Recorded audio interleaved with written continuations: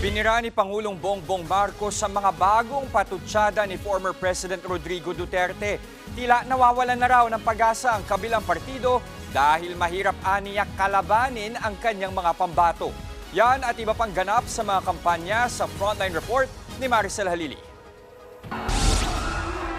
Kahit kilalang balwarte ng mga Duterte, sinubukan pa ring manuyo ng mga botante sa Davao ang mga pambato ng alyansa para sa bagong Pilipinas kahapon. Present si Pangulong Bongbong Marcos at hindi niya pinalagpas ang biro ni former President Rodrigo Duterte na pumatay ng 15 senador para makapasok ang lahat ng pambato ng PDP. Ayon kay PBBM, tila natatakot ang ibang partido sa kanyang mga manok, kaya kung ano-ano na lang daw ang sinasabi. Siguro, kanina wala silang pag-asa, kaya papatay na lang sila ng 15 na senador. Ang iniisip lang nila, ang kaisa-isang solusyon sa lahat ng problema ay pumatay pa ng Pilipino. Dagdag pa niya. Naintindihan mo rin, dahil kung ako nga ay nasa kabilang partido at itong mga ito ang kaharap natin, ay bako, mahihirap sasabihin ko, mahirap na kampanya ito. Muling iginiit ng Pangulo na wala ni isa sa kanyang 12 pambato ang sangkot sa katiwalian, extrajudicial killings, pogo at kumampi sa China. Sa mga kapatid na Muslim sa Pasay naman, nangampanya ang isa sa mga pambato ng PDP na si re-electionist Senator Bongo. Ng serbisyo sa tao, serbisyo yan kaya lang. Serbisyo kaya sa Diyos.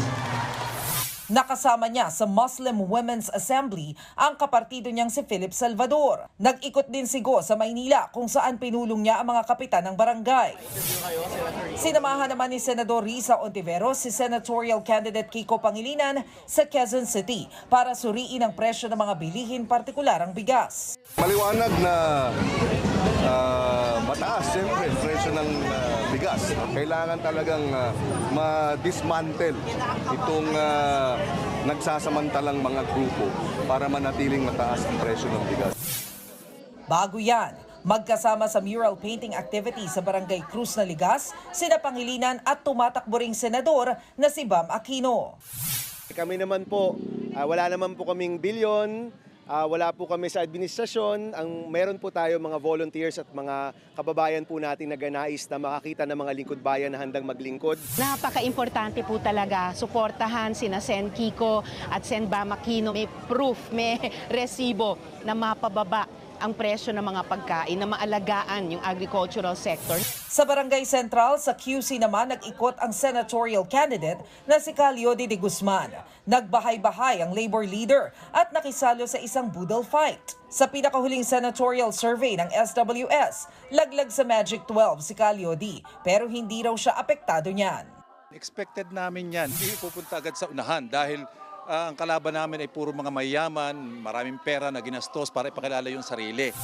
Nagbabalita mula sa Frontline, Maricel Halili, News 5. Mga kapatid, Jess De Los Santos po. Iba na ang may alam at may pakialam sa panahon ngayon. Para sa tuloy-tuloy na balitaan sa Frontline kahit weekend, mag-follow at mag-subscribe sa social media pages ng News 5.